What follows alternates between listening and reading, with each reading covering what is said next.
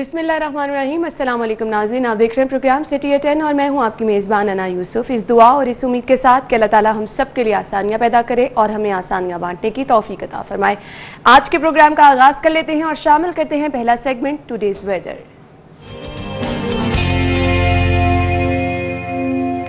जुनेद रियाज हमारे साथ मौजूद हैं। जी जुनेद, बताइए वेदर अपडेट्स क्या है?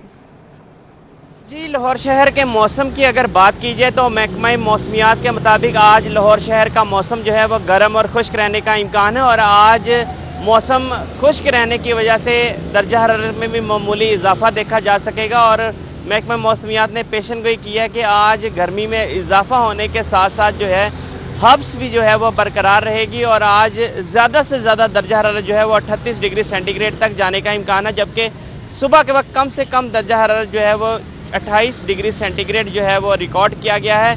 इसी तरह अगर हवा में नमी के तनासब की बात की जाए तो सुबह के वक्त हवा में नमी का तनासब जो है 65% रिकॉर्ड किया गया है, जबकि शाम के वक्त हवा में नमी का तनासब जो है वो 55% तक जाने का इम्कान है। और अगर हवाओं की बात की जाए तो आज हवाएं जो हैं वो 10 से 15 किलोमीटर फी घंटा की रफ्तार से जो है वो चलती रहेंगी। महकमा मौसमियात का कहना है कि आज जो है मौसम गर्म और खुश्क रहने के साथ साथ जो है वो दर्जा हरारत में भी इजाफा होगा और आइंदा 2 रोज़ तक जुमेरात और जुम्मे के रोज़ भी जो है वो शहर का मौसम खुश्क रहने की वजह से जो है वो गर्मी की शिद्दत बरकरार रहेगी। ठीक है, thank you so much Junaid, आप हमारे साथ मौजूद थे। मौसम की सूरत हाल आपने बताई, शहर की सूरत हाल की तरफ चलते हैं। आज की टॉप स्टोरीज क्या है वो मैं आपके साथ शेयर करूंगी। वाजिबात ना मिले, ठेकेदारों ने हाथ खड़े कर दिए, सैकड़ों तरक्याती स्कीमों पर काम बंद।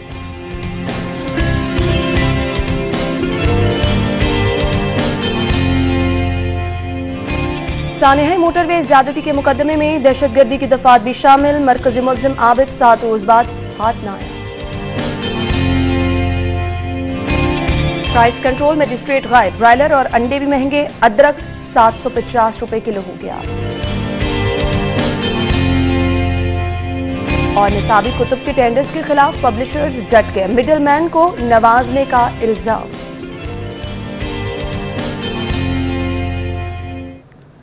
जी तो नाज़रीन, टॉप स्टोरीज आपने जान ली, डिटेल में डिस्कस करेंगे। स्टूडियो में हमारे साथ हमारे सीनियर रिपोर्टर दुर्रे नायाब मौजूद हैं। अस्सलाम वालेकुम दुर्रे नायाब, क्या हाल चले आपका? ठीक ठाक। दुर्रे नायाब, पहली खबर की तरफ जाते हैं और पहली खबर है वाजिबात की अदम अदायगी का मामला है और ठेकेदारों ने हाथ खड़े कर दिए। क्या कहेंगे आप? मैं तो सिर्फ हंस रहा था इस चीज़ को पढ़ के कि डिस्ट्रिक्ट गवर्नमेंट और MCL में आपने ऊपर से लेके नीचे तक किसी को काम करने की रविश पे बरकरार देखा है? नंबर 1। फिर इनसे ये कल्चर ही मेरे ख्याल से खत्म हो गया। फिर इनसे पूछा जाए कि डिस्ट्रिक्ट गवर्नमेंट या MCL के ठेकेदारों ने काम कौन सा किया है? माल रोड पे एक छोटा सा पैच करना था, बिल्कुल ऐसे ही, बशीर सन से लेके GPO तक, और सिंगल साइड थी। मेरा ख्याल हार्डली कोई 300 मीटर भी नहीं होगा। इनसे जनाब वो 4 महीने हो गए वो नहीं अंजाम पाया। ठीक, और इसके दरमियान 2 कमिश्नर बदल गए, तीसरे आ गए, उन्होंने आगे प्रेशर अब देना शुरू किया तो अब थोड़ा सा काम चला है। मसला ये है वो पैसे तो डिपॉजिट वर्क थे उस एक काम का, इसलिए मुझे पता है कि वो वासा ने सारे पैसे डिपॉजिट वर्क के तहत पहले MCL को ट्रांसफर किए, फिर उस पर काम शुरू करवाया। उसके बावजूद अगर ये उसको चला नहीं सके तो इनको तो जितने मर्जी पैसे देते काम नहीं चला सकेंगे। इधर तो कैपेसिटी बिल्डिंग जो हुई है, जो पिछले 5 सालों में देखा गया है, वो ज्यादातर अथॉरिटीज की हुई है, जिसमें इंफ्रास्ट्रक्चर अथॉरिटी है, IDEP, LD है और वासा है, उसके बाद दीगर है। लेकिन MCL के लोग वही एक छोटा सा पैच लगा दिया। पैच भी ऐसा लगाते हैं कि आपको लगता है हाथ से जो है ना वो लुक जो है वो थप रहे हैं। उसका नतीजा आप 3-4 दिनों में देख लेते हैं, जैसे बारिश होती है आपकी सड़कें बैठ जाती हैं। अच्छा, कोई फुटपाथ बनाते हैं तो ऐसा बनाते हैं कि आपको लगता है कि अभी कोई घर वाला मिस्त्री जो है ना वो 2-4 टाइलें जोड़ के ईंटें लगा के गया है। बिल्कुल ऐसे, मतलब कि कोई काम ऐसा कर ले। और तीसरी बात, जो आपके कर्व स्टोन है रोड्स के साथ साथ, उसको पेंट ऐसा करेंगे कि शायद उससे बेहतर पेंट आप ब्रश लेके वो अच्छे तरीके नफासत के साथ करते हैं। क्वालिटी वर्क पे हमेशा डिस्ट्रिक्ट गवर्नमेंट और MCL के कॉन्ट्रैक्टर्स ने कॉम्प्रोमाइज किया है। इसकी निस्बत जो अथॉरिटीज़ हैं उनके जो क्वालिटी वर्क्स हैं, जिसमें बहुत बड़ी बड़ी रोड्स LDA के पास हैं, मैं तारीफ उनकी नहीं कर रहा, लेकिन मैं क्वालिटी का कंपैरिजन कर रहा हूँ कि आप जेल रोड, गुलबर्ग, MM आलम रोड, जौहर टाउन मेन बुलेवार्ड, गुलशन रावी, इस तमाम समेत वो रोड्स आप देख ले जिस पे LDA ने काम किया, उनकी राइडिंग क्वालिटी, उनके कर्ब स्टोन्स, उनके पेंट वर्क, उनके तमाम तर वो तमाम चीजें जो उन्होंने बनाई थी वो बहुत बेहतर अंदाज से बनाई। अब MCL की तरफ जाके चले जाएं, लाहौर शहर के अंदरून शहर की सड़कें आप देख लें जी, सर्कुलर रोड की, भाटी चौक की, इकमोरिया की, मिस्री शाह की, चौक नाखुदा की, अनारकली की, जैन, मेरे के सौ रोड्स हैं जिसका मैं हवाला दे सकता हूं कि वहां पे आप सड़कों की क्वालिटी, पैचवर्क की क्वालिटी, बाकी चीजें देख लें। अब ये तो है एक मसला, अब इनके वाजिबात, मैं इसी तरफ आने वाली थी, ये तो एक मसला है। दूसरी तरफ आप कॉन्ट्रैक्टर्स ये कह रहे हैं कि वो धरना देंगे। अब 5 साल से इनके बाकी बकाया जात भी वाजिबुल अदा है और वो भी देने हैं। वो किसने रोके, क्यों नहीं दिए, डेफिनेटली ना उसमें 100% सरकार का कसूर नहीं होता, उसमें कुछ एतराज़ात होते हैं, कुछ ऑडिट वर्क होता है, कुछ कंसल्टेंट की जानिब से लगाए गए एतराज़ात होते हैं कि जी काम ठीक नहीं हुआ, पूरी बजरी नहीं डाली, पत्थर पूरा नहीं डाला, जो स्वाल्ट करनी थी उसकी लेयर जो है वो पूरी नहीं है, बहुत सारे क्वेश्चन रेज होते हैं, उनको सेटल करना होता है, आपको रिपेयर वर्क की तरफ दोबारा जाना पड़ता है। ये मैटर्स भी हो सकते हैं। अब नए एडमिनिस्ट्रेटर आए हैं, कमिश्नर, जो कि अब थोड़ी मेहनत भी कर रहे हैं। हमने देखा है उनको एक दफ़ा से दोबारा से उन्होंने कमिश्नरी को पटरी पर चढ़ाने की कोशिश कर रहे हैं, क्योंकि 6 कमिश्नर बदल जाने के बाद जब एक बंदा नया आएगा और उस बेचारे को भी यही होगा कि मुझसे 6 के साथ पहले क्या हाल हुआ और मेरे साथ क्या हो जाए, तो वो टाइम लेता है। इनका एहतजाज बिल्कुल जायज़ है, लेकिन जायज़ पैसों के लिए, यानी कि जो पैसे MCL ने जानबूझ के रोक रखे हैं, सबसे पहले तो चीफ म्यूनिसिपल कॉर्पोरेशन का जो है आपका, उसको जवाबदेह होना चाहिए कि क्यों रोके गए। अगर वो उस सेटिस्फाइड नहीं कर पा रहा और वो कंट्रैक्टर्स को इस तरफ मजबूर कर रहा है, धकेल रहा है कि वो एहतजाज की तरफ चले जाएं, तो मेरा ख्याल है कि एडमिनिस्ट्रेटर को पहले बुला के CO MCL को पूछना चाहिए कि भाई क्या वजूहात है, मेरी तरफ ये 500-600 बंदों का रेला क्यों भेजा जा रहा है, यहाँ पे इनको निकाल के सड़कों पे लाने पे क्यों मजबूर किया जा रहा है, आपकी क्या कैपेसिटी बिल्डिंग है, आपके फंड्स कितने हैं, कौन सी स्कीमों के फंड्स नहीं है, फिर उस पर निगोशिएट किया जाए और हुकूमत पंजाब से पैसे मांगे जाएं। लेकिन आप ये बताएं कि इस खबर में मैं अब इसके दोनों रुखों पे बात की है कि कंट्रैक्टर्स के अपने मुतालबात हैं कि उनके पैसे फंसे हुए हैं, जायज़ पैसे मिले नहीं। दूसरी तरफ सरकार के अपने कैपेसिटी बिल्डिंग और नाअहली के इशू हैं कि उनको ये पैसे अरेंज करने, मांगने में उनको वो मैनेज ही नहीं कर पा रहे। इस दौरान हल क्या होगा कि इन तमाम तर सैकड़ों ठेकेदारों को सड़कों पर लाया जाएगा, ये धरने देंगे, शोर शराबा करेंगे, उन्होंने तो फिर अपने exactly. के लिए निकलना है ना सड़कों तो इसको सेटल होना चाहिए, इसको इस तरह से बैठ के धमकी तक नहीं ये तो वक्त ही आगे बताएगा। अगली खबर जो है वो खासी इंटरेस्टिंग है, उसकी तरफ चलते हैं। रावी रिव्यू प्रोजेक्ट है, फेज 1 का इफ्तिताह किया गया है और वजीर आजम पाकिस्तान इमरान खान साहब ये कह रहे हैं नया शहर बसाना आसान नहीं, दीवाने ही बड़ा काम करते हैं। जी दुरेनिया, मैं उनकी कल तकरीर सुन रहा था तो उन्होंने कहा कि जी मुझे पता है, मुझे लोग कहते हैं कि ये पुराना प्रोजेक्ट है, यानी कि ये माजी के हुक्मरानों का प्रोजेक्ट है, लेकिन उनसे क्यों नहीं हुआ, तो मैं आपको बताता हूँ उनसे क्यों नहीं हुआ। फिर उन्होंने उस पर एक तफसीली बात की कि उनसे क्यों नहीं हुआ। मैं सिर्फ ये कहना चाहता हूँ कि ये 2007 से 9 के दरमियान का प्रोजेक्ट है सही। और ये उस वक्त मुझे बिल्कुल अच्छी तरह याद है, मैं नया जर्नलिज्म में जब आया था तो उस वक्त वज़ीर आज़म नवाज शरीफ साहब नहीं थे, शहबाज शरीफ साहब सूबे में थे और उन्होंने अपने भाई यानी कि अपने पार्टी के चेयरमैन जो नवाज शरीफ साहब थे, उनको दावत दी थी कि वो आए और दरिया किनारे रावी के उनके लिए कनोपी लगाई गई, बड़ा अच्छा उन्होंने वहाँ पे अरेंजमेंट किया और एक वीडियो बनाई गई, जो वीडियो बना के उनको प्रेजेंट की गई मौके पे। वो 2 से 2.5 मिनट की थी कि कैसा होगा, यहाँ पे कितनी इमारतें होंगी, थीम पार्क होंगे, स्कूल कॉलेजेस, एजुकेशनल साइट्स होंगे, रेजिडेंशियल प्लान होंगे और होटल्स होंगे, शॉपिंग मॉल्स होंगे, जिस तरह बैरून ममालिक में भी होता है। वो तब से चला ये प्रोजेक्ट। वो फिर दोबारा जब सरकार में आए और वज़ीर आज़म पाकिस्तान बने तो 10 साल पे उस पर काम करने की कोशिश कर रहे थे। अब इसके अंदर तख़ीर क्या हुई? तख़ीर ये हुई कि जो रिपोर्ट बनाई गई, जो कंसल्टेंट ने रिपोर्ट पेश की, वो रिपोर्ट मुकम्मल और जामिया नहीं थी। उस वक्त के DG LD जिनके पास प्रोजेक्ट था, आहा चीमा, जो आजकल ज़ेर हिरासत हैं, उन्होंने उस रिपोर्ट को रिजेक्ट किया और उस सब स्टैंडर्ड रिपोर्ट डिक्लेयर किया। वो भी शायद कागज़ कहीं किसी फाइल में लगा होगा और पेनल्टी डाली उस कंसल्टेंट कंपनी को कि उन्होंने फर्ज रिपोर्ट दी है।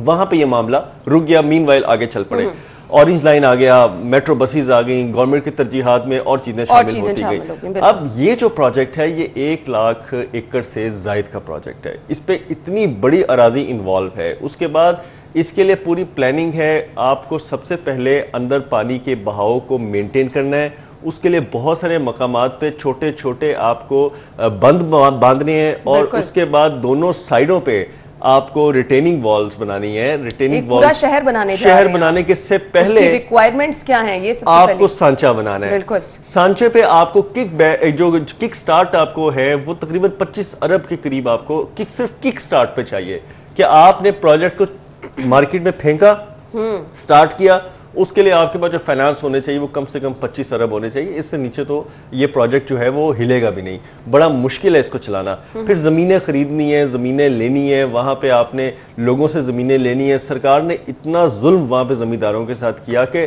5-5, 10-10 साल हो गए हैं। वहाँ पे उन्होंने लोगों को खरीदो फरोख्त पे पाबंदी आयद कर रखी है, किसी को इजाज़त नहीं वहाँ पे ज़मीन बेचे खरीदे। सेक्शन 4 का नफाज कई साल लगाए रखा जो कानून के मुताबिक जायज़ नहीं था। वहाँ पे आपको पाबंद किया क्या कि आप ज़मीनें ना बेचें, तो लोगों के वहाँ पे मसाइल हैं। अब आप उनसे चाहते हैं कि वही पुराने रेटों पे ज़मीनें सस्ती लेके आप ये नया शहर आबाद कर दें और उसमें बताएं जी कि हमने लेमैन के लिए सब कुछ किया है। एक्चुअली लेमैन के लिए मुश्किल की है और सरमायादार के लिए इसमें आसानी की है। वो आएगा, वो पैसे खर्च करेगा, ज़मीनें खरीदेगा, आसान और सस्ती ज़मीनें खरीद के फिर कोई कितना ईमानदार होगा कि वो फौरी तौर पे जमींदार को पैसा दे दे। जमींदारों को रोलेगा 5-5 साल, उसके बाद इस प्रोजेक्ट को बहुत सारे जमींदारों की जमीनों की कुर्बानियों पर बनाया जाएगा। तो ये गवर्नमेंट को एक्नॉलेज करना चाहिए, ये नहीं कहना चाहिए कि जी हम तो पता नहीं नया शहर आबाद करके कितना बड़ा इस कौम पे, इस मुल्क पे एहसान अजीम कर रहे हैं। और अभी तो आप आबाद होता देखें, अभी तो फेज 1 का इफ्तिताह हुआ है, जितनी रकम आपने बता दी है कि मैक्सिमम इतने पैसे पास होने चाहिए। फेज 1 की बात है, मैं फेज 2 और 3 को डिस्क्राइब करना शुरू करूंगा ना तो यहाँ पे मेरा ख्याल हमें 2 घंटे लग जाएंगे। तो आप एहसान अजीम हम पे इतना कर रहे हैं तो मेहरबानी करके इन गरीब किसानों पे भी एहसान कर दें जिनकी मामूली दरिया की पट्टी पे जमीन है। और दरिया की पट्टी पे रहने वाले जमीन कितनी की कीमत होती है, वो तो बहुत ही नॉमिनल कीमत होती है। खैर वज़ीर आज़म साहब कह रहे हैं बड़ा काम दीवाने ही करते हैं, लेकिन ये अभी तमाम काम दीवाने का ख्वाब लग रहा है। अथॉरिटी में गिन के 2 बंदे हैं अभी तक। सही कह रहे हैं, 2 बंदों की अथॉरिटी है, 2 बंदों की अथॉरिटी चला रही है। कल वज़ीर आज़म ने अपनी तकरीर में भी कहा जी जल्दी जल्दी दफ्तर बनाएं, गाड़ियां लें, जो भी सामान आपने लेना है दफ्तर को ऑपरेशनल करें, वक्त कम है, मुकाबला सख्त है। भाई 2 बंदे आपके पास हैं अथॉरिटी में और आप कहते हैं कि आप रन करेंगे पूरे इसको 1 लाख एकड़ से ज़ायद एरिए को, तो बड़ा मुश्किल है। इसमें अपॉर्चुनिटीज तो फायदा उठाएंगे, लेकिन ये बात नहीं है कि रातों रात आप जो है ना कल देखेंगे शादरा को क्रॉस करके तो आपको एक नया शहर नजर आ रहा है। वज़ीर आज़म साहब का गुफ्तगू करते हुए क्या कहना था इस तकरीब से, वो भी पहले आपको दिखाते हैं, फिर ब्रेक की तरफ चलेंगे, वापस आएंगे तो अगली खबर की तरफ जाएंगे। जी दिखाइएगा। देखिए, दुनिया में जिसने भी कोई बड़ा काम किया है उसने अपनी सलाहियतों की वजह से नहीं किया। वो इसलिए नहीं कि वो बड़ा पढ़ा लिखा इंसान था, वो इसलिए नहीं कि वो बड़े अमीर घर में पैदा हुआ था, वो इसलिए कि उसने बड़ा ख्वाब देखा था। दुनिया में जब भी कोई बड़ा काम हुआ है पहले वो बड़ी ख्वाब होती है।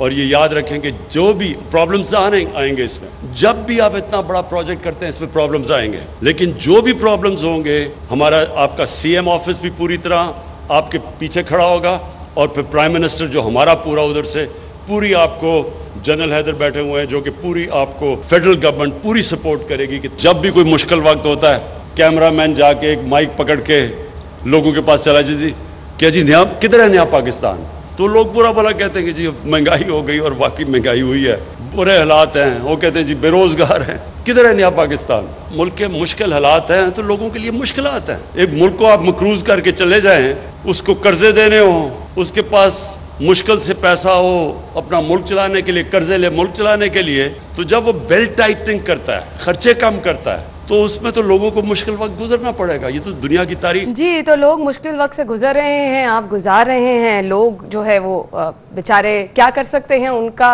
किस्मत ही फिलहाल ये लिखी है कि जो हो रहा है उस पर चलते चले जाएं। ब्रेक लेंगे, ब्रेक के बाद वापस आते हैं, हमारे साथ रहिएगा।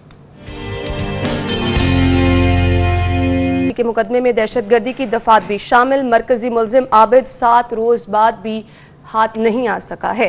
अब इसको क्या कहा जाए, क्योंकि हम तो ये देख रहे हैं कि पंजाब हुकूमत की कारकर्दगी की इस मामले में तारीफें भी की जा रही हैं, पंजाब पुलिस की भी तारीफें की जा रही हैं, सीएम साहब भी इस पर खास से एक्टिव हैं, लेकिन इसके बावजूद 7 रोज गुजर गए हैं। क्या कहेंगे दुरेना? और आप भूल गए कि हमारे CCPO भी अदालत से निकले तो बड़े मुतमईन और मुस्कुराते हुए निकले। और एक होती है इंसान को कि पशेमानी होती है किसी बात पे, वो कल हमने उनका शॉट दिखाया है, और पशेमानी के साथ थोड़ा सा उनको ये एहसास होता है कि नहीं यार मुझसे थोड़ी ओवर डूइंग हो गई है। हो जाती है इंसान से, हम भी बोलते हुए बात सोचते हैं कि हमने ये ज्यादा बात नहीं करनी, लेकिन एटलीस्ट आपको उस चीज का एहसास होना चाहिए। बिल्कुल एहसास नहीं है, क्योंकि अल्लाह के फजल से टॉप टू बॉटम जो पुलिस है ना, वो इस टाइम ऐसी है जो आपके सामने मंजर पेश कर रही है। ये मेरा और आपका तजिया नहीं है, ये देखने वाले का तजिया है कि वो देखे। वो जरूर फुटेज देखी होगी जिसमें वो मीडिया के नुमाइंदों को कह रहे हैं कि जी माफी दे दें और अब मैं चुप रहूंगा। उस पे उनकी जो हंसी थी अजीब, वो उनकी संजीदगी का आलम बिल्कुल उससे एक वीडियो से अंदाजा किया जा सकता है। और ये मैं आपको बताऊं कि ये जो केस है ये इतना भी मुश्किल नहीं था जिसको इतना ज्यादा मुश्किल कर दिया गया है। और एक साबिक पुलिस ऑफिसर और सीनियर पुलिस ऑफिसर इस चीज़ पे कमेंट कर रहे थे कि ये इतना भी कोई इतना ज़्यादा मुश्किल नहीं था। हुकूमत सिर्फ अपनी कारकर्दगी और अनथक मेहनत को जवाब बना के शो करने के लिए कोशिश कर रही है कि उसको थोड़ा सा प्रोलॉन्ग किया जाए। और इसमें से नए मोड़ निकाले जा रहे हैं। पुलिस इन्वेस्टिगेशंस के मुख्तलिफ मंदरजात को हाईलाइट करवाया जा रहा है और उसके अंदर मजीद केस की एम्बिग्विटी पैदा करवाई जा रही है। मैं 2-4 जगह पढ़ा, मैं उसको कोट नहीं करना चाहता, वो कोई बहुत अच्छे अल्फाज नहीं थे, जिसमें पुलिस इन्वेस्टिगेशन का हवाला दिया गया था और बताया गया था कि जी कहानी का भी एक नया रुख आ गया जी, कि जी नया रुख। चले थोड़ी सी उसमें मैं ये कर दूं कि जी खातून जिसके साथ ज्यादती हुई उसने अपने अहले खाना को फ़ोन क्यों नहीं किया, उसने अपने जानने वालों को, दोस्त अहबाब को फ़ोन क्यों किया। और ये नीचे हवाला उस खबर में दिया गया था कि ये पुलिस की तफ्तीश के मंदिर जाते हैं। अब इस तरह की चीजें निकाल के बजाय कि आप सब्जेक्ट पे आए कि आबिद जिसका ऑब्वियसली ना आप अपने ट्रैक से हट जाते हैं, अपने काम से हट जाते हैं, आप डीएन मैच कर गए, आप उसको पकड़े, आप उसको पकड़ के उसको अंदर करें। वो पूरे पुलिस फोर्स को चकमा दे के खेतों में दंदनाता हुआ अपनी बीवी के साथ फरार हो गया है और आप यहाँ पे अदालत में मुस्कुरा के कह रहे हैं जी कि मैं तो जी अब चुप रहूंगा जी, मैं तो कुछ नहीं करूंगा। तो आप कुछ ना करें, मेहरबानी करें, आप ये ओहदा भी ना छोड़ें, लेकिन आप अखलाकियात को बरकरार रखें। अखलाकियात को बरकरार रखने के बारे में थोड़ी सी किसी संजीदा और सीनियर रिटायर्ड किसी आईजी से, बहुत अच्छे लोग भी रहे हैं सरमत साहब जैसे, कुछ किसी से अखलाकियात को दर्स ले लेना कि आपको क्या बात करनी है, क्या बोलना है। तो सवाल ये है कि अब एक तो इतने दिन गुजर गए हैं, इनसे मरकजी मुल्ज़म नहीं पकड़ा जा रहा, तमाम उसके कॉन्टैक्ट्स पकड़ने के बावजूद इनसे नहीं पकड़ा जा रहा, तमाम उसके लिंक्स जानने के बावजूद इनसे नहीं पकड़ा जा रहा, बयानबाजियां तो की जा रही हैं और सवालात तो उठाए जा रहे हैं उल्टा दूसरों पे। एग्जैक्टली ड्रैग किया जा रहा है और मामलात को लेफ्ट राइट किया जा रहा है। ये इतना पेचीदा केस बनाया जा रहा है और शायद बना दिया जाए, मुझे ये डर है इस चीज़ में कि इस केस को इतना पेचीदा बना दिया जाएगा कि बहुत सारे और हकीकी मसाइल से मीडिया की, अवाम की और जिम्मेदार हलकों की नजर हट जाएगी और तवज्जो हटाई जा रही है।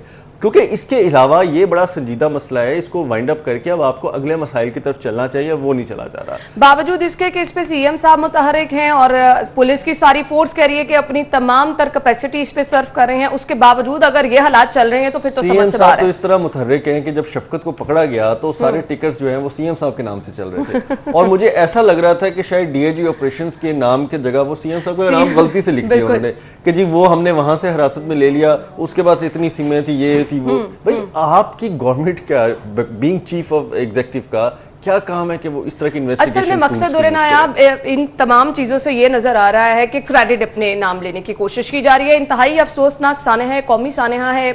इस पे फौरी तौर पर हमें ये नहीं देखना चाहिए, सियासत नहीं करनी चाहिए, क्रेडिट लेने के लिए आपकी क्रेडिट से ज्यादा जिम्मेदारी ये है कि अब आप उस रोड पे सिक्योरिटी को यकीनी बनाएं। अब आप ये बयान दें कि जी हम आज के बाद यहाँ पे ring road police, motorway police, patrolling police, Punjab police, उसको हम यहाँ पे डिप्लॉय करते हैं और वो आज के बाद यहाँ पे पेट्रोलिंग करेगी। ये मेरा एग्जीक्यूटिव ऑर्डर है being chief minister of Punjab. कोई ऐसा ऑर्डर नहीं आपका चलता ना कि आपकी आगे की प्लानिंग क्या है, आप एक्चुअली कितने एक्टिव हैं इस तरह के वाकयात को रोकने के लिए। खैर, गैर शरई सजा कबूल नहीं, उलमा ने ज्यादती के मुजरिमों को नामद बनाने की तजवीज मुस्तरद कर दी है। उनका ये कहना है कि ये गैर शरई सजा है जो कि उन्हें कबूल नहीं है।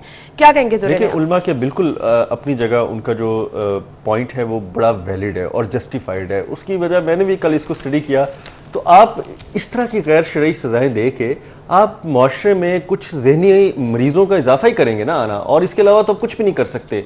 आप उन लोगों को जो शायद सजाए मौत के मुस्तहिक हों, शायद वो बहुत ज़्यादा क्रिमिनल सज़ा के मुस्तहिक हों, आप उनको एक इस तरह की सज़ा दे कि माशरे में नासूर की तरह छोड़ के, जहनी मरीजों की तरह छोड़ के आप यहाँ पे इस कौम के साथ क्या करना चाह रहे हैं, बजाय कि आप एक प्रिंसिपल सेट करें, एक कानून सेट करें, एक आध बंदे को जो अवामी मुतालबा है कि उसको चौक चौराहे में सजा दें, इबरत का निशान बनाएं, आपको इस तरह की शरई सजाएं देने की नौबत ही नहीं आएगी।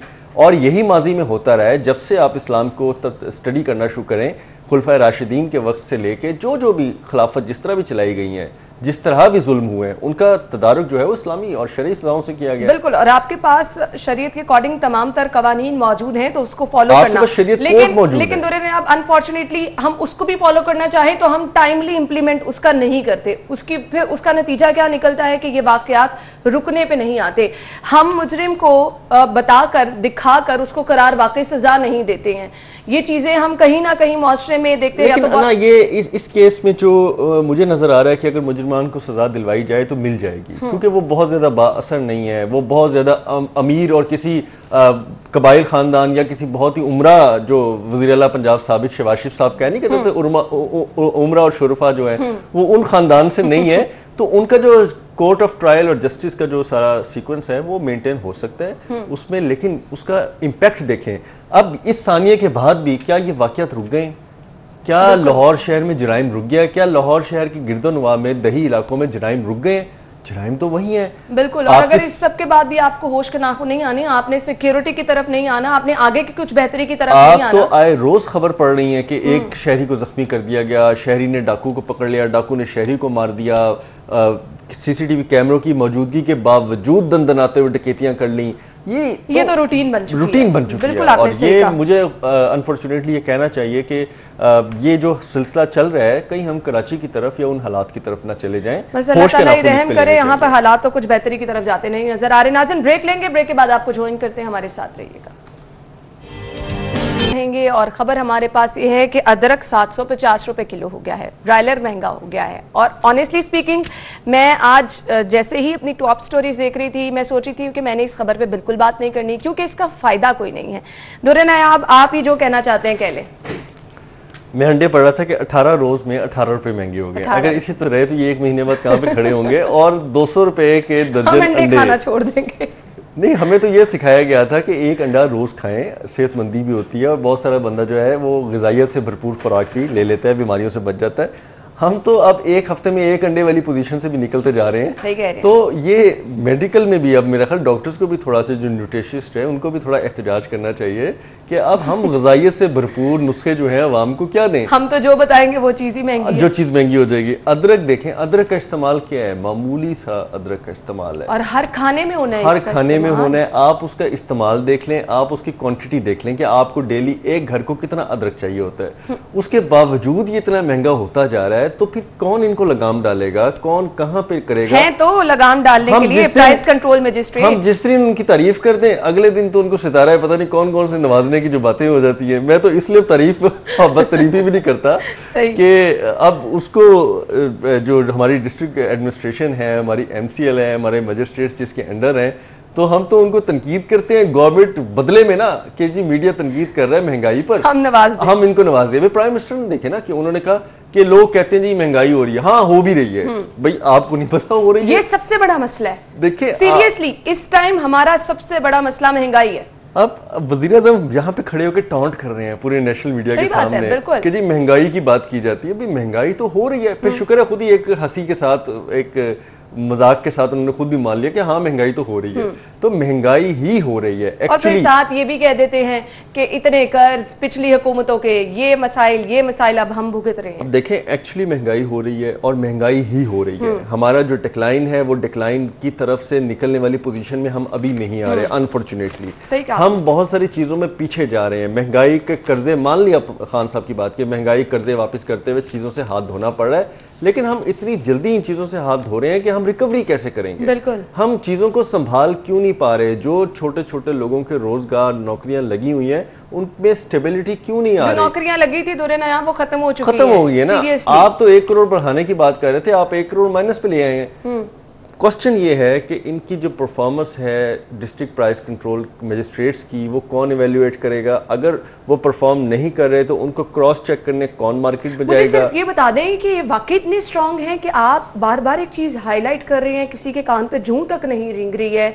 मतलब ऐसा नहीं है कि शहर का इतना बड़ा मसला हो। मैं जहाँ से सब्जी या कोई चीज़ हम लेते हैं ना, तो हम अक्सर लोगों से पूछते हैं कि हम बताएं जी, कोई बंदा चेक चुक करता है रेट लिस्ट, कहते पानी बकायदगी ना ला रहे ने। मैं क्या अच्छा आ रहे ने तो की हालात? कहते बस वो आंदे ने तो उन्होंने ड्राइवर आंदा है, मुंशी आंदा है, वो सानू 500 ਦੀ पर्ची ਦਿੰਦਾ है ਤੇ ਅਸੀਂ ਉਹਨੂੰ 200-300 रुपए दे देंगे तो पर्ची भी ले जाते, 200-300 भी ले जाते नाल। एक्चुअली ये हो रहा है, ये तनकीद नहीं है। किसी वक्त इंशाल्लाह बात हुई तो सबूत भी पेश करेंगे। बल्कि 1 साल पहले तो हमारे पास ये प्रूफ भी था कि मजिस्ट्रेट साहब गाड़ी में बैठे हैं और पर्ची काट के दे रहे हैं, ड्राइवर जाता है जाके पर्ची या बंदे को दे आता है या पैसे ले आता है। बिल्कुल ऐसे। खैर ये सीएम साहब की स्टेटमेंट मुझे जो है वो बहुत ज्यादा एकदम से नजर आई है। इन तमाम हालात के बावजूद सीएम साहब कहते हैं जी अवाम से किया गया हर वादा पूरा करेंगे, खोखले नारों पर नहीं अमली इकदामात पर यकीन रखते हैं। नारे तो फिलहाल जितने लगाए गए थे सबके सब खोखले ही हैं। अमली इकदाम कौन सा है मुझे आप बता दें। अच्छा, वज़ीर आला साहब ने वादा कौन सा किया पहले ये याद करें, ठीक है? हम तो सारे वादे जो है ना वो अमीरे मुल्क की तरफ जो है ना, अमीर मुकाम जो हमारे मुल्क के हैं, वज़ीर आज़म साहब उनकी तरफ देख रहे हैं ना। वज़ीर आला साहब को तो पहले 6 महीने खुद ही यकीन नहीं है कि मैं वज़ीर आला बन गया हूँ। उसके बाद उन्होंने सोचा कि हाँ अब मैंने कोई बात भी कर दी है। 1 साल तो उन्होंने इंटरेक्ट ही नहीं किया, आपको अच्छी तरह याद है। अब अच्छा खासा बोलने, अब अच्छा खासा इंटरेक्ट करते क्योंकि वो अंडर ट्रेनिंग थे उस वक्त। वो खुद कहते थे, मैं नहीं कहता था कि अंडर ट्रेनिंग हूँ मैं, अंडर ट्रेनिंग थे। अब उन्होंने इंटरेक्ट करना शुरू किया, उनके साथ कुछ उनके बरखुरदार हैं, उन्होंने उनको थोड़ा सा समझाया किस तरह बोलते हैं, तैयार करते हैं।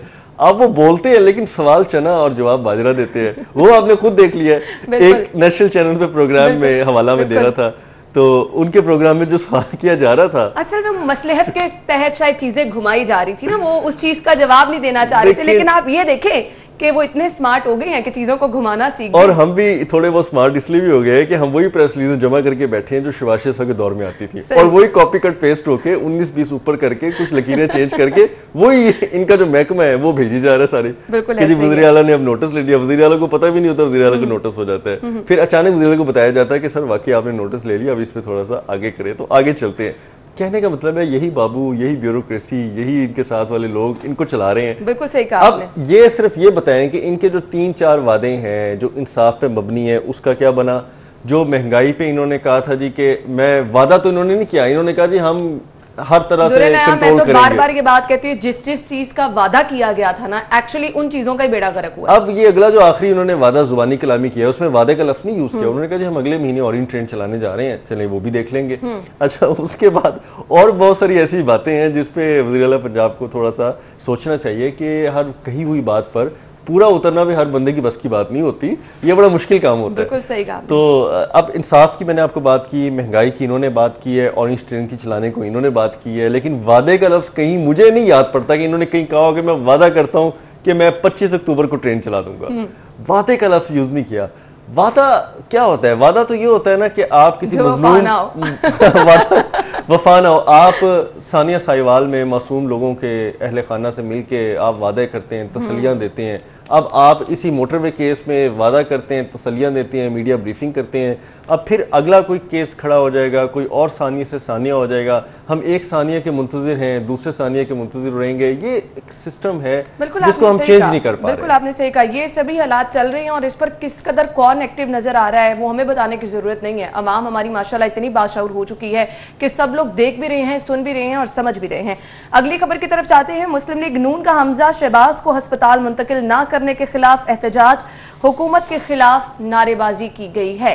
हमजा शहबाज शरीफ जो कि कोरोना वायरस का शिकार हुए, फिर उनकी अहलिया भी कोरोना वायरस का शिकार हुई। बार बार मुतालबा ये किया जा रहा था कि उनको अस्पताल मुंतकिल किया जाए, इस मामले पर सियासत ना की जाए।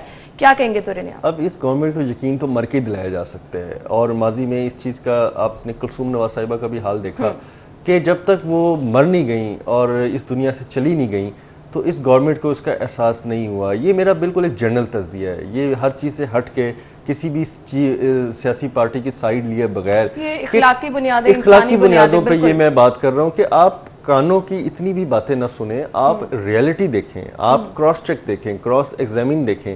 आपकी हेल्थ मिनिस्टर ने अगर थोड़ी सी रिपोर्टों में साइड ली या कोई बात उन्होंने हक पे करी दी तो पूरी पीटीआई उनके पीछे पड़ गई, और मिनिस्टर्स ने जो उनके साथ आपकी कैबिनेट की मीटिंग में किया वो आपने माजी में खबरों में पढ़ लिया है, वो सारी बातें खुल के आ गई हैं। और यास्मीन साहिबा ने बहुत सी जगहों पर इसी का इजहार भी किया कि मुझे नवाज शरीफ की जो रिपोर्ट्स थी, जो कि मैंने खुद भी वेरीफाई कराई थी और मैंने इंडिपेंडेंटली अपने कुछ सोर्सेज से उनकी रिपोर्ट्स कलेक्ट की थी, जो मैंने प्राइम मिनिस्टर को ब्रीफ किया था, वो मैंने PMLN की रिपोर्ट्स पे ब्रीफ नहीं किया था, मैंने इंडिपेंडेंट सोर्स से किया था। उसके बावजूद मुझे तनकीद का निशाना बनाया गया, मुझे अपनी पार्टी में तज़ीक का निशाना बनाया गया, कैबिनेट में बनाया गया।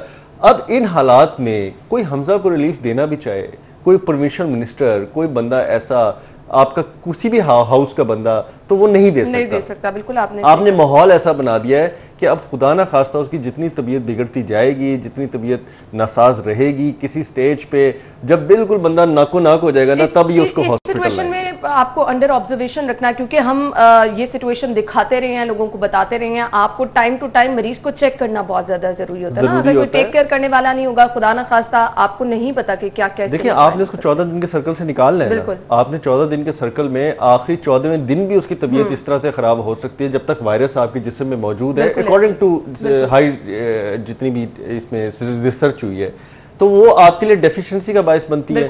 अब आप 14 दिन कम से कम उनको मॉनिटरिंग में रख लें और किसी हॉस्पिटल की जेल के अंदर, हॉस्पिटल के अंदर ही किसी वार्ड को सब जेल डिक्लेयर कर दें। बहुत सारे इश्यूज किए जाते हैं, जेल में बहुत सारे मसाइल हैं। आप उस तरह से सफाई सुथराई का ख्याल, आप खाना पीना, वो चीजें जिस तरह। अच्छा, फिर हाई प्रोफाइल केस है, खुदा ना खास्ता कुछ हो जाता है तो कल को आप कहाँ संभालते फिरेंगे?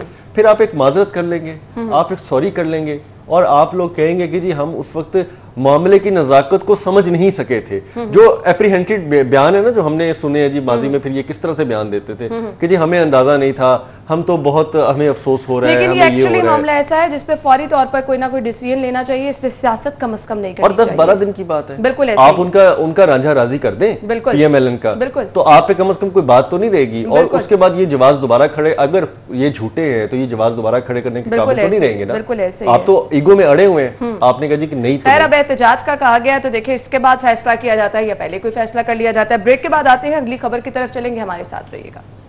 Welcome back. अगली खबर की तरफ जाएंगे और अगली खबर है गंगाराम अस्पताल से, जहां पर जच्चा बच्चा ब्लॉक तामीर के लिए 4 अरब के फंड्स मंजूर कर लिए गए हैं और इसकी गालिबन बुनियाद भी रखी गई थी। सीएम साहब खुद गए थे, क्या कहेंगे? उसके बाद से बुनियाद रखने के बाद से फंड ही तो अरेंज नहीं हो रहे थे और अभी भी जो फंड और एक लंबी चुप आपको नजर आई। अभी भी जो टेक्निकली फंड्स मंजूर होते हैं उसका मतलब ये नहीं होता कि ये 4 अरब महकमा खजाना के पास मौजूद है और इसकी कोई लिक्विडिटी जो फंड्स की है। ऐसी खबरें जब हम अपने नाज़रीन के साथ शेयर करते हैं ना, एक्चुअली लोग खुश हो जाते हैं कि अब ये काम होने वाला है। देखिए, ये होता ये है कि आपने सोचा कि जी हमारी आमदन जो है वो साल की 1 अरब रुपए है और हमने उसमें जो अखराजात हैं वो हमने करने हैं 1 अरब की, और आमदन जो है वो भी आनी है।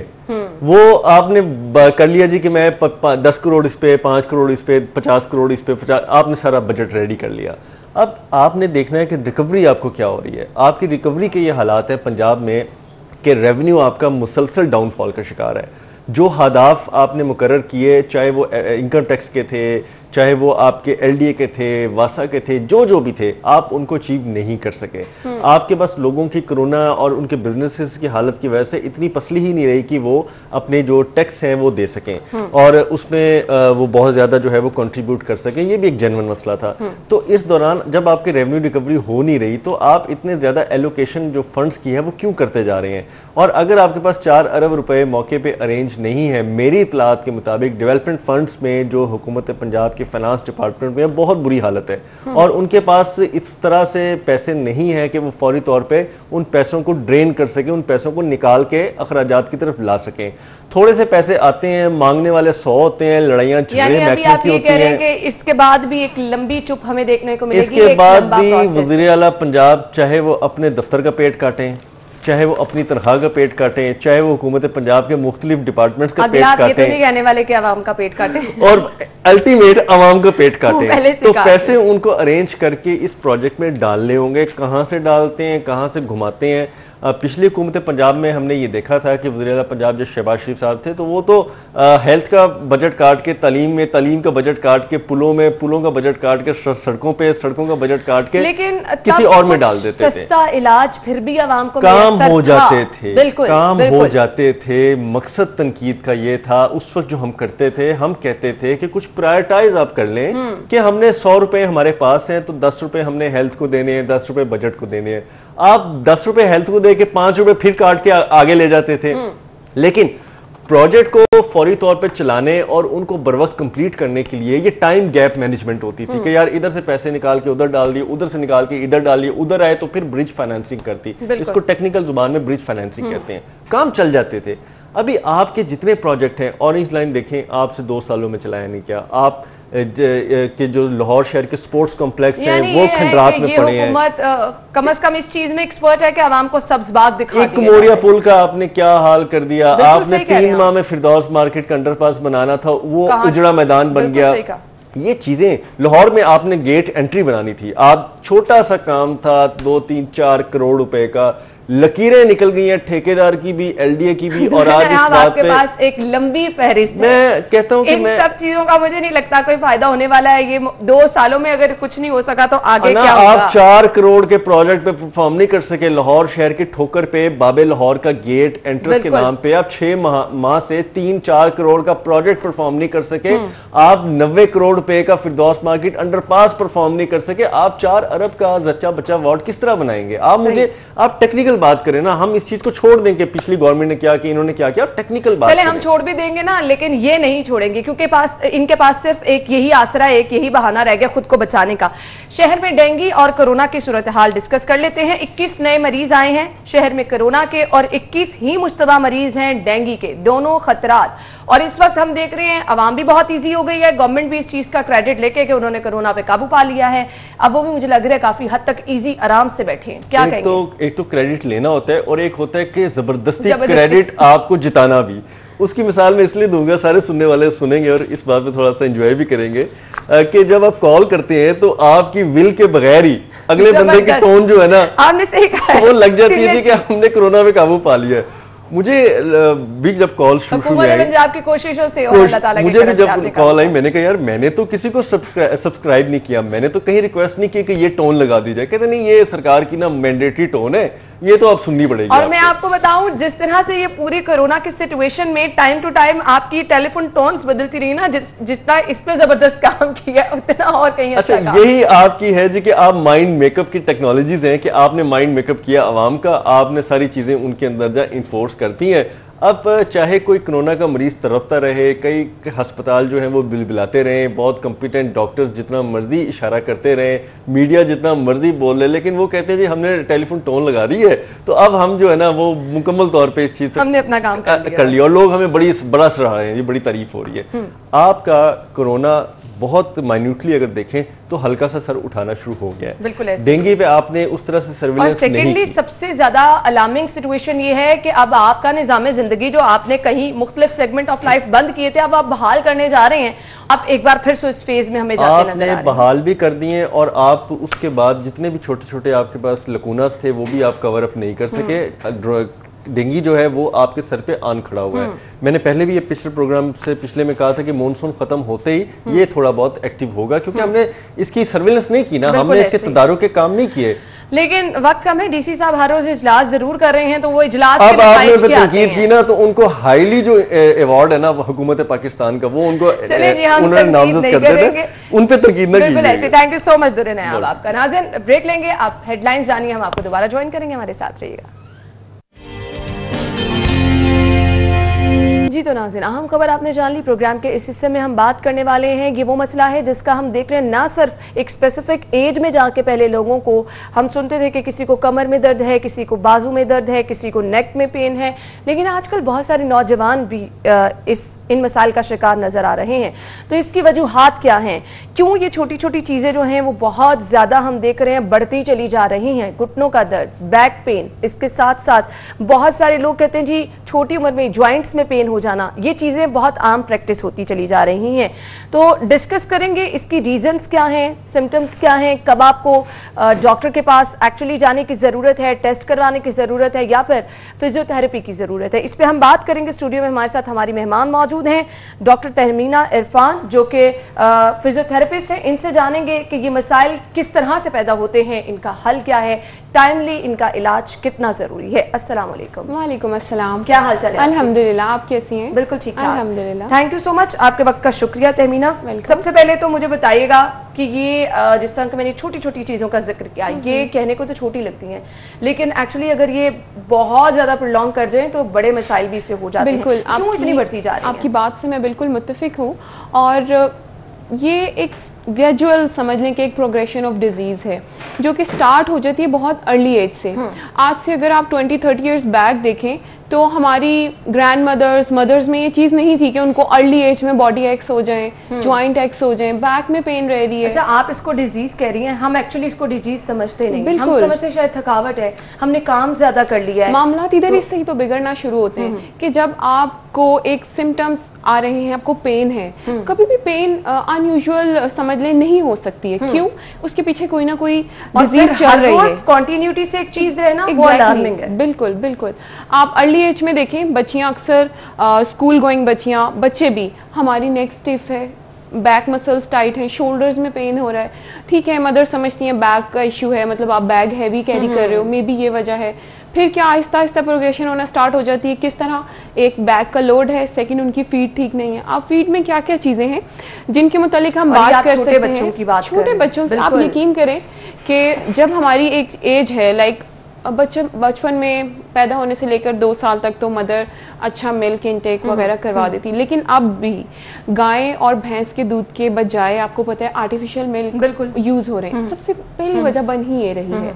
देखिए नीडो, और मैं किसी ब्रांड का नाम नहीं लूंगी, लेकिन वो आर्टिफिशियल है ना, उनमें वो इंग्रेडिएंट्स, उनमें वो न्यूट्रिशन नहीं है, चीजों का ऑल्टरनेट ये चीजें कम होती है। यहाँ से जो चीज़ स्टार्ट होती है, फिर स्कूल गोइंग एज हुई जो मैंने डिस्कस किया, स्कूल बैग वगैरह, फिर बच्चियों के अलग मामलात होते हैं। मदर्स इतनी ज़्यादा केयर नहीं करती जितनी करनी चाहिए, और फिर आपको पता है आजकल टेस्ट, बच्चियों को टेस्ट नहीं पसंद। यानी आप कह रही हैं कि फोकस इस एज में फूड इनटेक पे होना चाहिए। सही। ये एज वो एज है कि अगर आप 20 इयर्स तक अपने बच्चों को अच्छी न्यूट्रिशन देते हैं, उनको अच्छा वर्कआउट करवाते हैं, दोनों चीजें हैं। देखिए, अगर आप अच्छी इंटेक ले रहे हैं और आपका वर्कआउट नहीं है तो वो इंटेक किसी फायदे में नहीं है, वो बैड कोलेस्ट्रॉल समझ लें कि वो बनता जाएगा। लेकिन अगर आप इंटेक अच्छी ले रहे हैं, अच्छा, अब इसके लिए ग़िज़ा कौन सी होनी चाहिए वो हम आगे चल के बात करेंगे, लेकिन अब हमने इन छोटे छोटे मसाइल के हल की तरफ जाना है।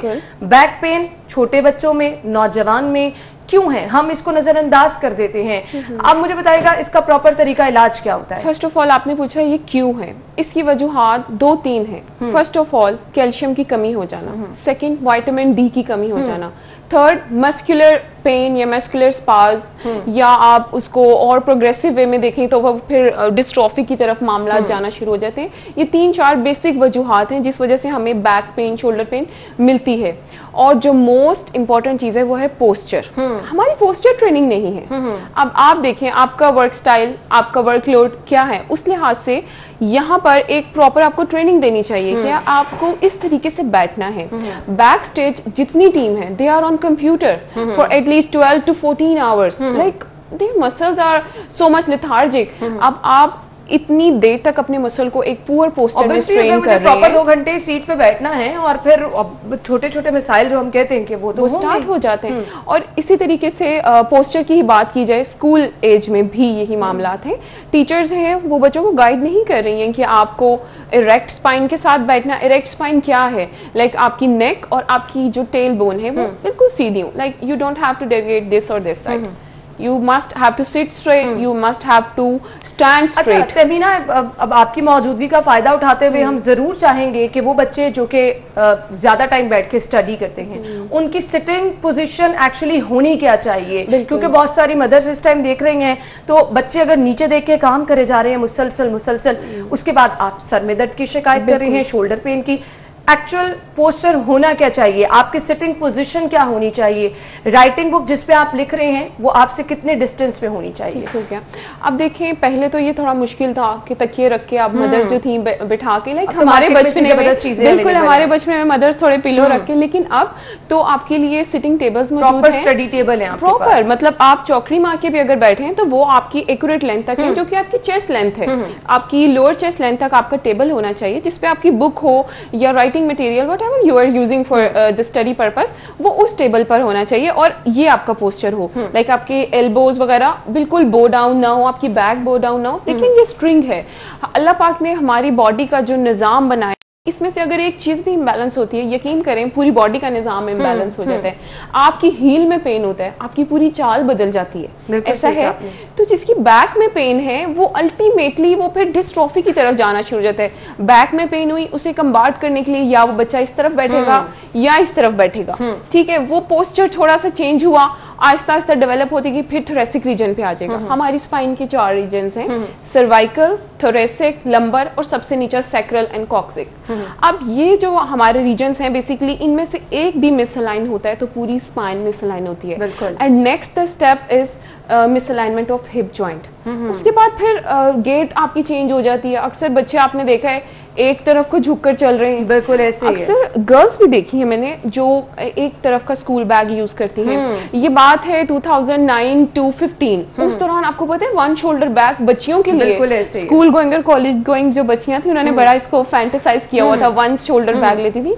उस एरा में सबसे ज्यादा काइफोटिक केस रिपोर्ट हुए हैं, सबसे ज्यादा। आप लिटरेचर उठा के देखें, काइफोसिस बेसिकली है क्या कि आपकी स्पाइन स्ट्रेट नहीं रहती, लाइक वो एस पोस्चर में आ जाती है, जिस तरफ को लोड ज्यादा है वो झुक जाती है। बहुत सारे बच्चे हम देखते हैं, खास तौर पे लड़कियां, मतलब शोल्डर्स आप स्ट्रेट रख के नहीं चलते हैं, आपके शोल्डर आगे की तरफ झुके होते हैं, हो चुके होते हैं। वो स्टार्ट से मसल ट्रेन नहीं। अब मसल है ना, आपको मैं एक बहुत बड़ी, बल्कि मैं अपनी ऑडियंस को एक बहुत बड़ी मिसाल देती हूँ। टेंट देख लें, हम टेंट्स देखते हैं, दरमियान में रॉड होता है, साइड में दोनों तरफ को आपके कपड़ा होता है जो टेंट कहलाता है। अब इसी तरीके से स्पाइन हमारी दरमियान में है जो कि पिलर है, और साइड में जो कपड़ा है वो है मसल्स। एक तरफ से अगर मसल थोड़ा सा झुकता है तो दूसरी तरफ का मसल टाइट हो जाता है और दरमियान का रोड उस तरफ डेविएट हो जाता है। तो हो क्या रहा है कि जो मसल खींच रहे हैं अल्टीमेटली उनमें पेन स्टार्ट हो जाता है। अच्छा, मुझे तहमीना ये बताइएगा, अब ये सब सिम्टम्स, ये सब चीजें जो आप बता रही हैं, इसका इलाज फिजियोथेरेपी से मुमकिन है? आपको टाइमली ये स्टार्ट करा देनी चाहिए? इसकी कुछ स्टेजेस हैं, लाइक आपकी फिजियोथेरेपी की आपको ज़रूरत कब पेश आती है, वो भी आपके लिए एक बहुत बड़ा क्वेश्चन है। सबसे पहले तो अगर आप ऐसी कोई चीज़ फेस कर रहे हैं, आप डॉक्टर को कंसल्ट करें, आप फिजियोथेरेपिस्ट को कंसल्ट करें, आप जनरल डॉक्टर को कंसल्ट करें या आप ऑर्थोपेडिक को।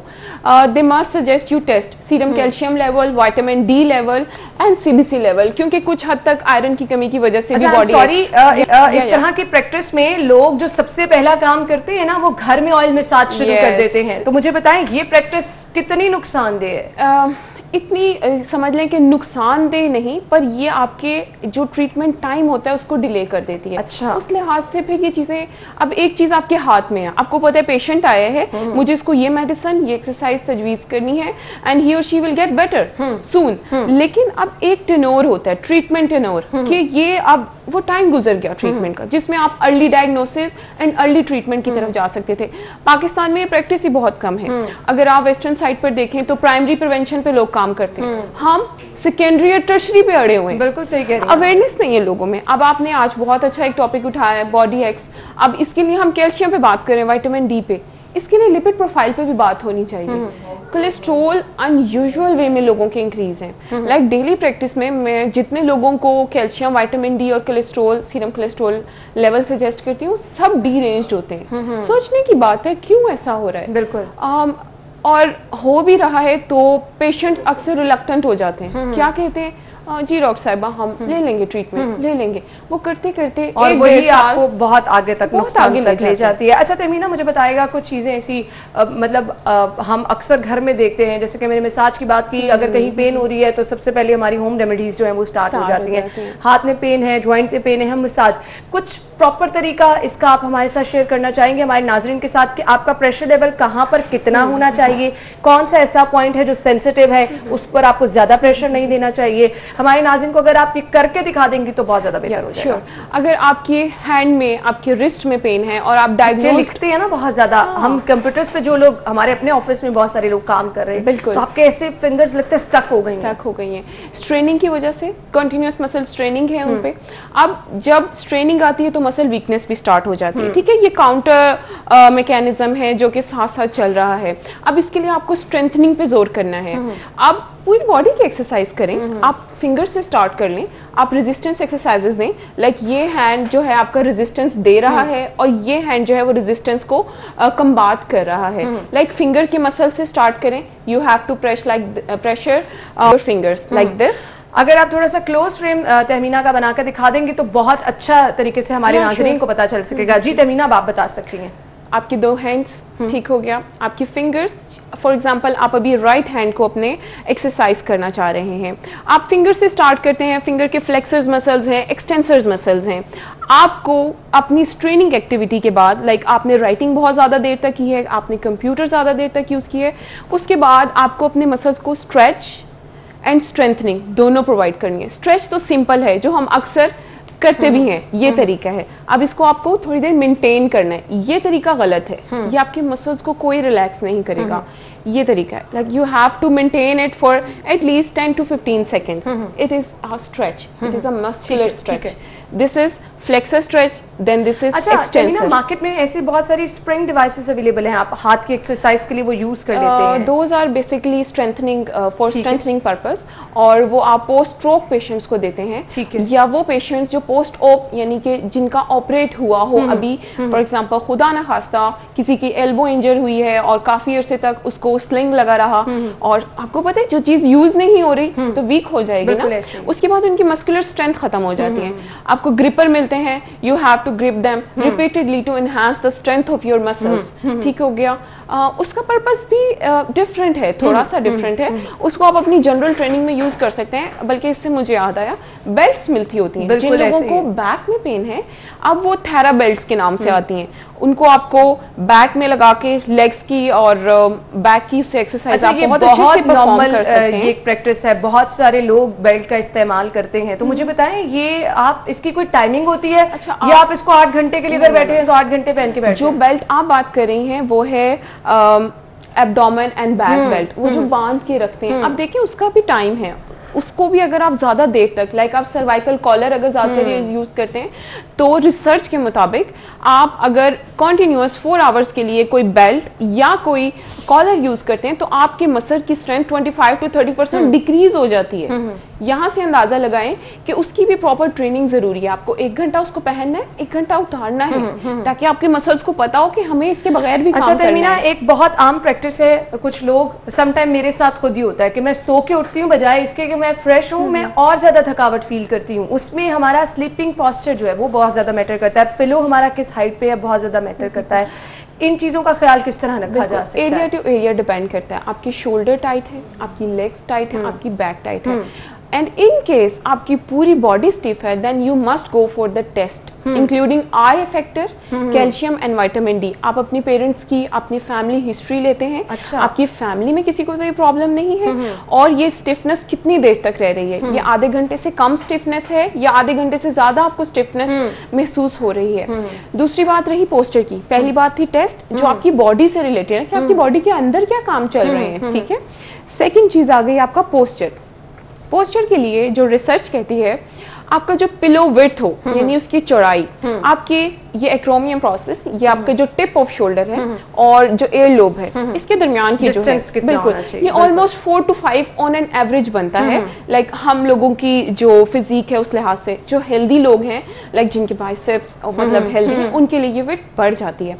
तो पर्पस वही रहता है जो मैंने आपसे पहले डिस्कस किया कि आपको अपनी स्पाइन को सीधा रखना है। बिल्कुल। आप अगर करवट से सो रहे हैं तो पिलो की लेंथ ऐसी हो कि आपकी नेक ऐसे या ऐसे ना हो, सीधी हो, सीधी। तो इससे भी काफी हद तक जिनको नेक का प्रॉब्लम रहता है वो सॉर्ट आउट हो जाता है। बिल्कुल, ये बहुत जबरदस्त चीज है और ये छोटी छोटी चीजें हैं जिनका एक्चुअली हमें ख्याल रखना चाहिए। तहमीना, जाते जाते मैसेज क्या देना चाहेंगे आप? मैसेज मैं ये देना चाहूंगी उन मदर्स को जो कि अपनी बच्चियों की हेल्थ के लिए परेशान है।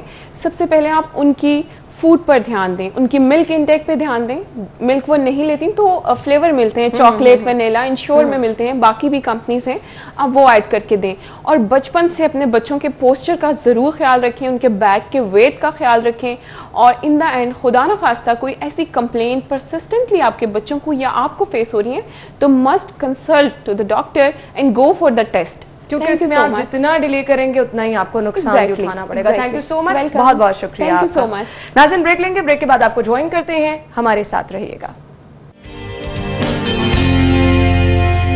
शामदीद कहेंगे। ब्रेक से पहले तहमीना हमारे साथ थी और हम बात कर रहे थे कि छोटे छोटे मसाइल जिसका सभी को आजकल सामना करना पड़ता है।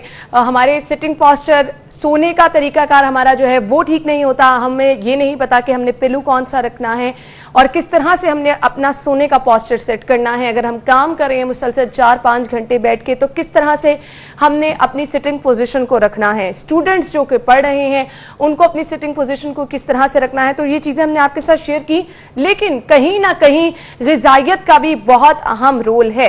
तहमीना ने भी इस चीज़ का जिक्र किया, लेकिन हम चाहते हैं कि प्रॉपर इसकी जो अच्छी ग़िज़ा है वो आपके साथ शेयर कर सकें कि आपको क्या क्या खाना चाहिए। छोटे बच्चे जो कि स्कूल्स जाते हैं, हैवी बैग्स उठाने की वजह से बहुत ज़्यादा उनको बैक पेन के मसाइल होने लग जाते हैं। बहुत हम देखते हैं क्योंकि उस तरह से स्पोर्ट्स एक्टिविटी हमारी नहीं रही है, बच्चे बहुत ज़्यादा लेज़ी होते चले जा रहे हैं। जिस तरह से हम बात कर रहे हैं कि जॉइंट्स में पेन, हड्डियों में दर्द रहना, ये बहुत कॉमन मसला बन चुका है। कैल्शियम की कमी हो जाना, ये वो मसाइल हैं जिसका ना सिर्फ हमारे बच्चे, नौजवान, बूढ़े सभी शिकार नजर आ रहे हैं। अब इसको टाइमली अच्छी खुराक के साथ किस तरह से कवर किया जा सकता है, कौन सी एज से ही आपको ऐसी ग़िज़ा लेनी चाहिए जिसकी वजह से आपकी कैल्शियम की जो कमी है वो पूरी हो सके, वो कौन सी ग़िज़ा हो सकती है जो कि आपकी हड्डियों को मजबूत करने के लिए अहम किरदार अदा करती है।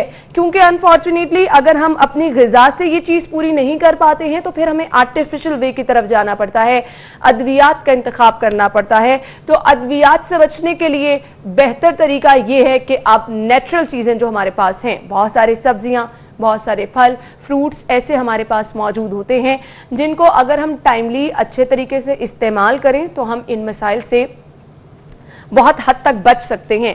दूसरा, बार बार इस चीज़ का हम जिक्र कर रहे हैं कि आप अपनी हेल्थ का ख्याल ही अगर रख लें तो ये वो अहम चीज़ है जिसकी वजह से आप छोटे छोटे मसाइल से बच सकते हैं। अब हेल्थ का ख्याल किस तरह से रखना है, हमारे पास बहुत सारी अच्छी सब्जियां अवेलेबल हैं जो कि सीजनल सब्जियां होती हैं, उनका इस्तेमाल कब और किस तरह से करना है। फ्रूट्स, उनका इस्तेमाल कब और किस तरह से करना है। इसके साथ साथ बहुत सारी ऐसी चीज़ें हैं जिसमें मीट आप देख लें, जिसमें आप अंडे का इस्तेमाल देख लें।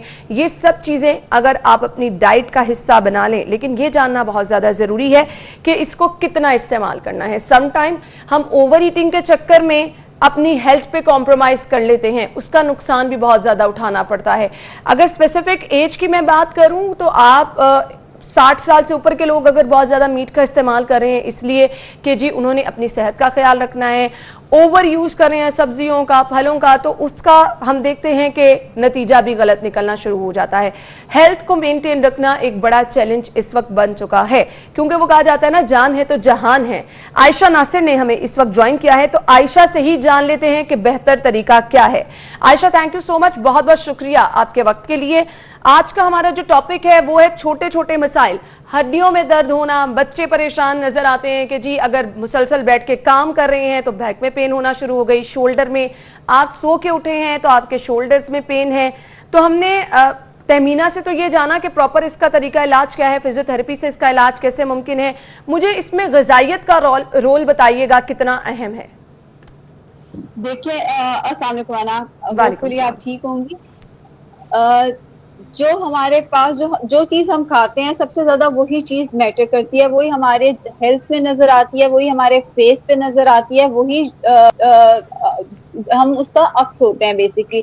अगर हम हेल्दी खाएंगे, हम हेल्दी दिखेंगे, हमारी स्किन भी ग्लो करेगी और हमारी हड्डियां और हमारी ओवरऑल सेहत भी है वो बेहतर नजर आएगी अगर हम हेल्दी खाएंगे। जहां तक बात है हड्डियों की मजबूती के लिए या हमें अपनी ओवरऑल हेल्थ के लिए, जो कि हड्डियों से, जोड़ों से रिलेटेड है, हमें क्या खाना चाहिए, सबसे पहली और सबसे इंपॉर्टेंट चीज आती है बैलेंस डाइट। बैलेंस डाइट से मुराद ये है कि आपकी डाइट के अंदर कोई भी चीज मिसिंग ना हो।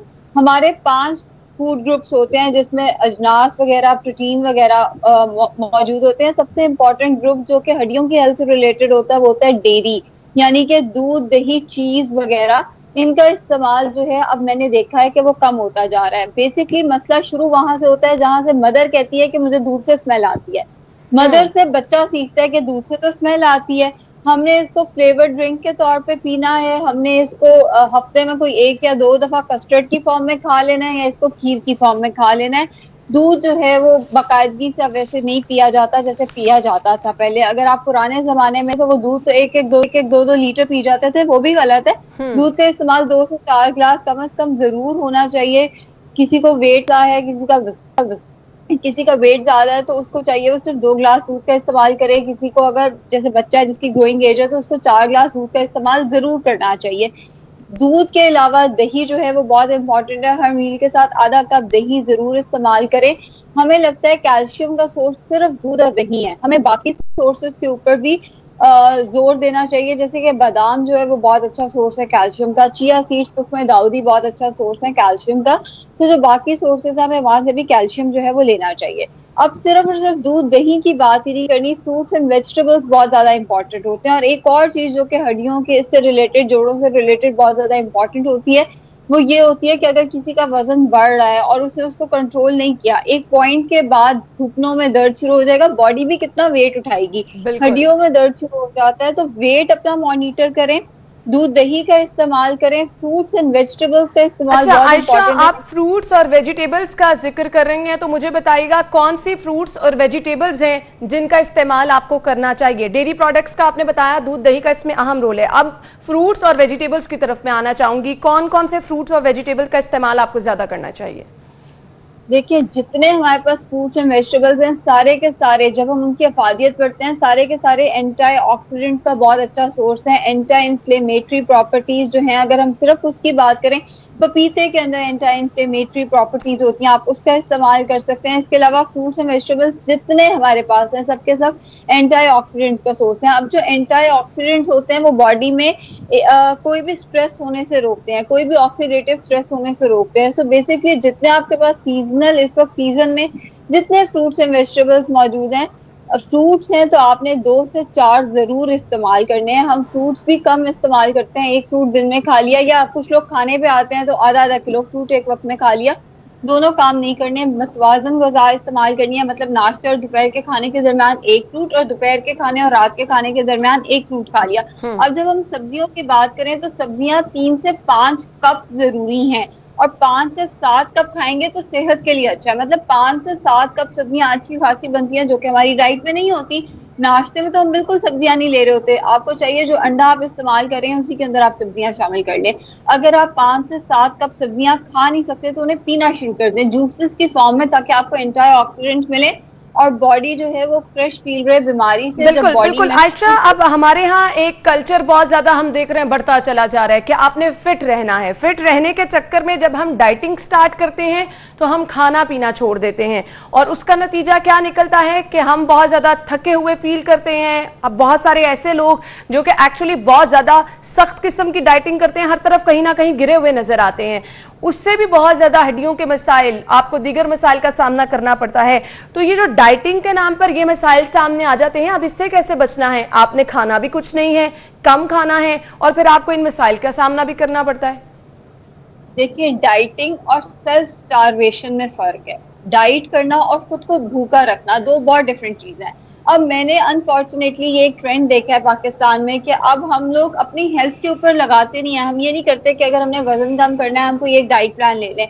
हम 2000 का खाना तो बाहर से खाते हैं, 2000 का डाइट प्लान हम कभी भी नहीं लेते। हमारा जो सोर्स ऑफ इंफॉर्मेशन होता है वो होता है सोशल मीडिया। सोशल मीडिया पे हमने देखा फलां एक्ट्रेस ने ऐसे वेट लॉस किया था, इंडियन फलां डाइटिशियन ने ये बताया, हमने दूध भी छोड़ दिया, दही भी छोड़ दिया। अब इंडियंस जो है वो दूध दही पे वैसे जोर नहीं देते जैसे हम पाकिस्तानी जो है वो जोर देते हैं। ठीक है Ayesha, thank you so much, आप हमारे साथ मौजूद थी और आयशा हमें बता रही थी कि आपने किस तरह से अच्छी डाइट रख के अपनी हड्डियों का, अपनी सेहत का ख्याल रखना है, क्योंकि बहुत सारे मसाइल सिर्फ और सिर्फ डाइट की वजह से ही हम देख रहे हैं जिनका हमें सामना करना पड़ता है।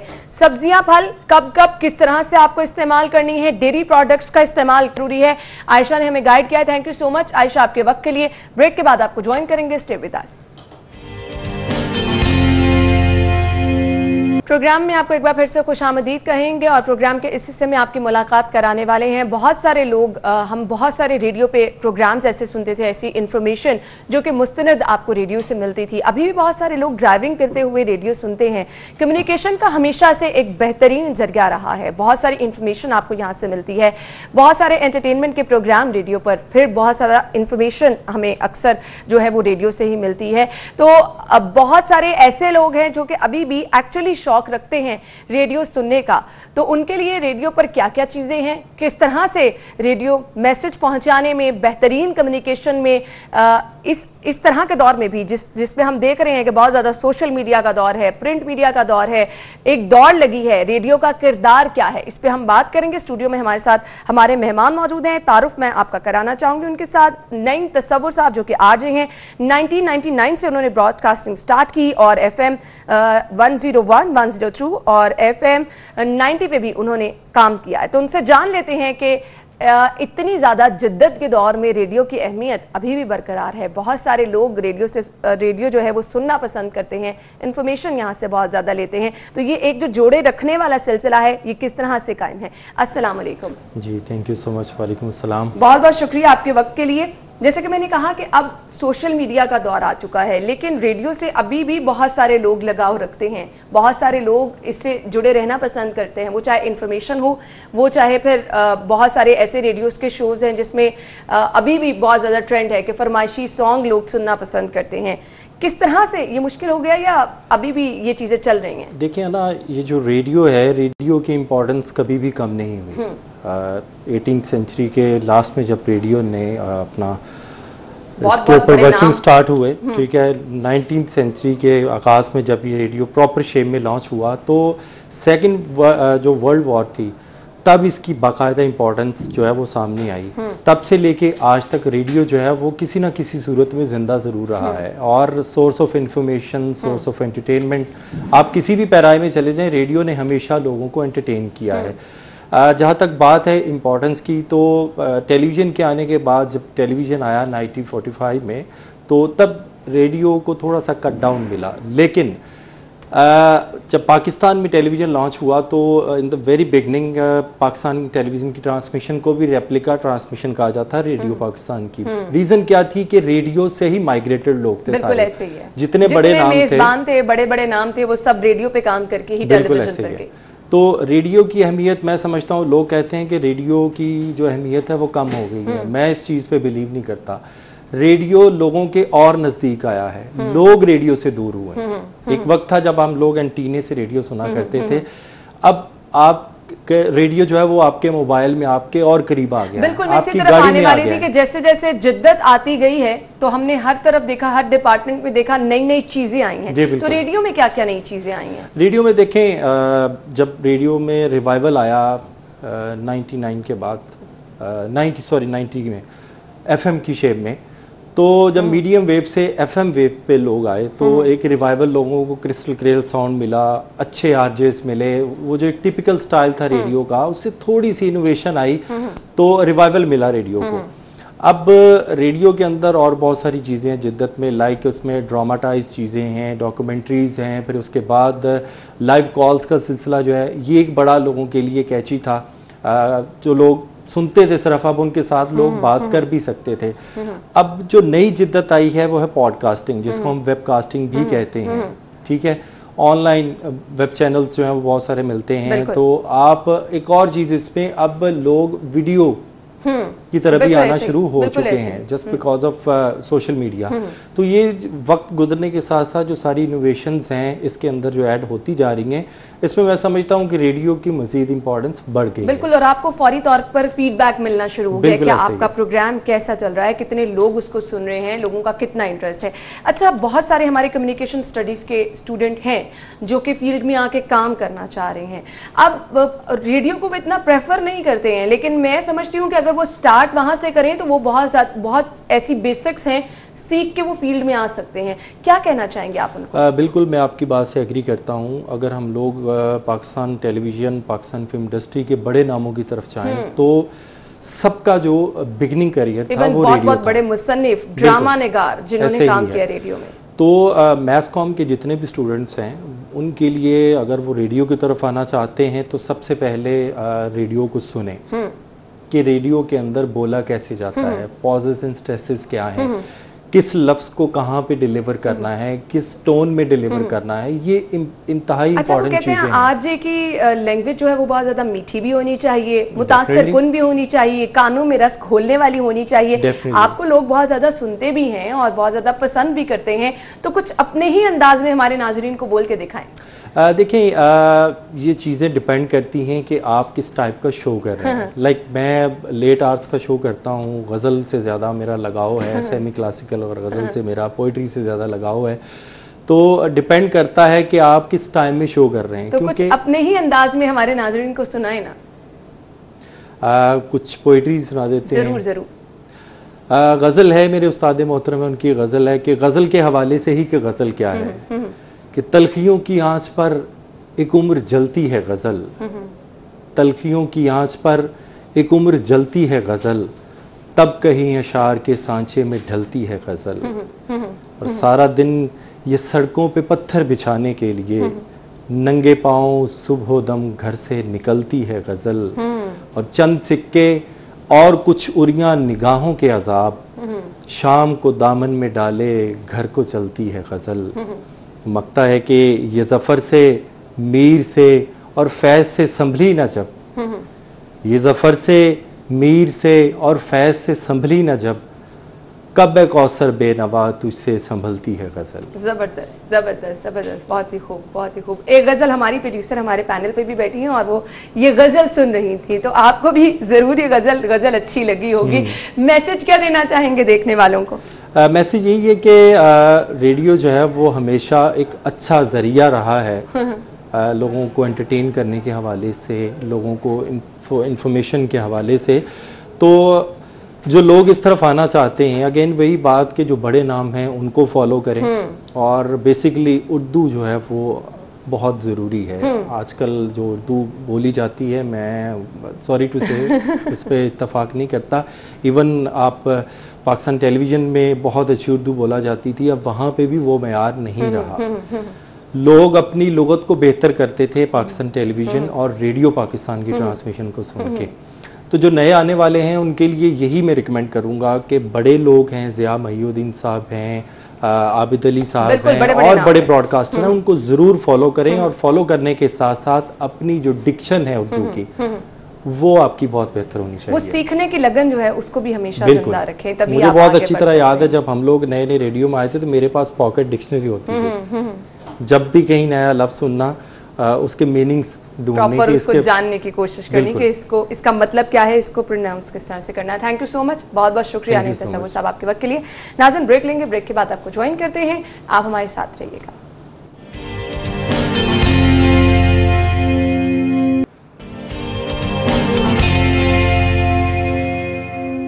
हमें ज्वाइन किया है हसन अली ने। हमने अपने न्यूज़ सेगमेंट में बात की कि अदरक की कीमत में होशरुबा इजाफा हुआ है, दीगर सब्जियों की कीमतों में भी इजाफा हुआ है, तो हसन से जान लेते हैं। Over to you Hasan. जी बिल्कुल, शहर में अगर सब्जियों की कीमतों की बात की जाए तो कीमतों में कोई कमी नज़र नहीं आती। इसके साथ साथ अगर बात कीजिए ब्रायलर की, फार्मी अंडों की, तो हर शय की कीमत में इजाफे का सिलसिला जारी है। कीमत को कंट्रोल करने के लिए हुकूमत की जानिब से सिर्फ दावे नज़र आते हैं, अमली तौर पर कीमतों को कंट्रोल करने के लिए कोई इक़दाम नज़र नहीं आते। अगर कीमतों की बात की जाए तो सरकारी नेटनामे में 13 सब्जियों की कीमतों में इजाफा जो है वो कर दिया गया है, जिसमें अगर सबसे पहले बात की जाए टमाटर की कीमत की, तो टमाटर जो है शहर के मुख्तलिफ इलाकों में 100 से 120 रुपये में फ़रोख्त की जा रहे हैं। लहसुन 350, जबकि अदरक जो है वो 700 से लेकर और 750 रुपये तक फ़रोख्त किया जा रहा है। इसी तरह से प्याज जो है वो 60 से 70, आलू जो है वो 80 से 90 रुपये में फ़रोख्त किए जा रहे हैं। जबकि दीगर जो मौसमी सब्जियाँ हैं उनकी कीमतों में भी इजाफे का सिलसिला जारी है। इसके साथ साथ जो मुर्गी का गोश्त है उसकी कीमत में गुज़िश्ता रोज़ की निस्बत आज जो है वो 14 रुपये फ़ी किलो का इजाफा कर दिया गया है। और रवां महीने की अगर बात की जाए तो रवां महीने में मुर्गी के गोश्त की कीमत में 62 रुपये फ़ी किलो का इजाफा रिकॉर्ड किया जा रहा है। जबकि इसके साथ साथ जो फार्मी अंडे हैं उसकी कीमत में मज़ीद 1 रुपये फ़ी दर्जन का इजाफा कर दिया गया है। और रोज़ाना की बुनियाद पर ये इजाफा जो है वो फार्मी अंडों की कीमत में हो रहा है। और फार्मी अंडे शहर में 137 रुपये फ़ी दर्जन के हिसाब से फ़रोख्त किए जा रहे हैं। शहरियों का कहना है कि हुकूमत को चाहिए कि वो महंगाई को कंट्रोल करे, क्योंकि बढ़ती हुई महंगाई ने आम आदमी का जीना जो है वो मुहाल कर दिया है। और महंगाई के बायस आम आदमी जो है वो अब 2 वक्त की रोटी भी नहीं खा सकता। उनका यही कहना है कि हुकूमत को चाहिए कि वो कम अज़ कम अपने जारी करदा सरकारी नेमनामे के मुताबिक शहर भर में सब्जियों की फरोख्त को यकीनी बनाएं। Thank you so much Hasan, आप हमारे साथ मौजूद थे। मीट रेट्स में आपको बताऊंगी, ज़ैनत शॉप पे अगर आप जाएंगे बीफ पर केजी अवेलेबल है 450 रुपीज़ में, और बीफ मिन्स आपको यहाँ से मिलेगा 850 रुपीज़ में, और मटन पर केजी आप खरीद सकेंगे 1350 रुपये में। मटन मिन्स आपको मिलेगा 1650 रुपये में।